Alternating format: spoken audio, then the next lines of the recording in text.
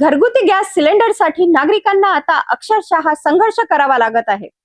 भंडारा जिल्ह्यातील पवनी येथे भावना Indian gas एजन्सीच्या कारभाराविरोधात नागरिकांमध्ये तीव्र संताप निर्माण झाला आहे। सिलेंडरची नोंदणी करून महिनाभर उलटूनही गॅस मिळत नसल्याचा आरोप ग्राहकांनी केला असून एजन्सी समोर तासनतास रांगा लावूनही अनेकांना रिकाम्या हाताने परतावे लागत आहे।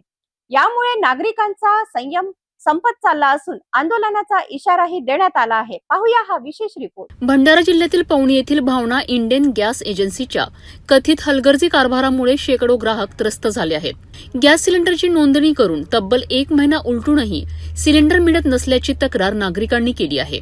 घरगुती वापरासाठी अत्यावश्यक असलेल्या गॅससाठी ग्राहकांना दररोज एजन्सीसमोर उन्हातान्हात तासनतास रांगा लावावे लागत आहेत। मात्र एवढी प्रतीक्षा करूनही अनेकांना रिकाम्या हाताने परत जावे लागत असल्याने संताप वाढत आहे। विशेषतः महिला, ज्येष्ठ नागरिक आणि रोजंदारीवर काम करणाऱ्या मजुरांना याचा सर्वाधिक फटका बसत आहे। ग्रामस्थांच्या म्हणण्यानुसार गॅस कधी मिळणार याबाबत एजन्सीकडून कोणतीही स्पष्ट माहिती दिली जात नाही। वारंवार चौकशी केल्यानंतरही उडवाउडवीची उत्तरे दिले जात असल्याचा आरोप ग्राहकांनी केला आहे।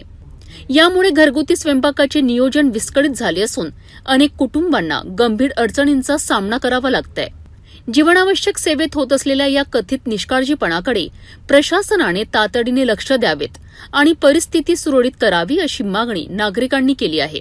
अन्यथा भावना इंडियन गॅस एजन्सी विरोधात तीव्र आंदोलन छेडण्यात येईल असाच इशारा संतप्त ग्रामस्थांनी दिला आहे।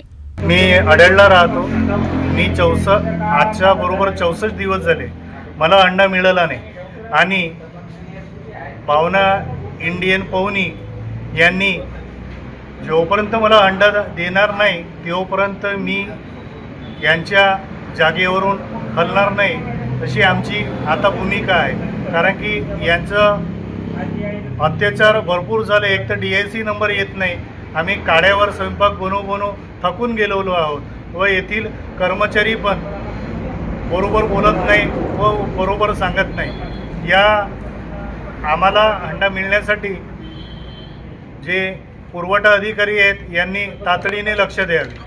महिनाभर नोंदणी करूनही गॅस सिलेंडर मिळत नसल्याने नागरिकांचा संताप आता उफाळून आला आहे। प्रशासनाने तात्काळ हस्तक्षेप करून हा प्रश्न सोडवावा अशी मागणी होत आहे। अन्यथा आंदोलनाची ठिणगी कधीही पेटू शकते।